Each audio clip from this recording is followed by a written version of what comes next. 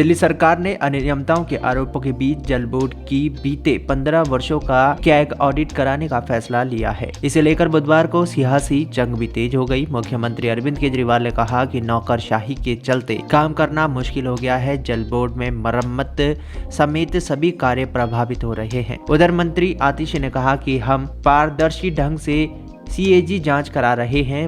वहीं भाजपा ने पलटवार करते हुए कहा कि वर्ष 2017 और 18 से दिल्ली जल बोर्ड के खाते बनाए ही नहीं गए तो फिर कैग किंग खातों का ऑडिट करेगा। जिन जल बोर्ड के कैग ऑडिट को लेकर बुधवार को मीडिया से बात करते हुए मुख्यमंत्री ने कहा कि नौकरशाही के चलते काम करना मुश्किल हो गया है। विभागों को समय पर पैसा जारी नहीं किया जा रहा। मुख्यमंत्री अरविंद केजरीवाल ने भाजपा पर निशाना साधते हुए कहा कि दिल्ली जल बोर्ड को चालू वित्तीय वर्ष की दूसरी किस्त अभी तक जारी नहीं की गई।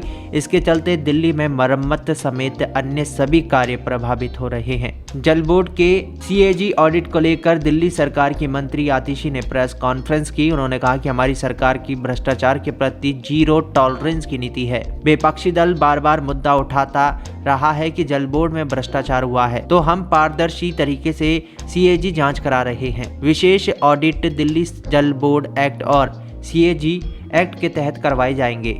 सरकार के कैग ऑडिट कराने के फैसले पर दिल्ली भाजपा का कहना है कि वित्तीय वर्ष 2017 और 18 से दिल्ली जल बोर्ड के खाते बनाए ही नहीं गए तो फिर सीएजी किन खातों का ऑडिट करेगी।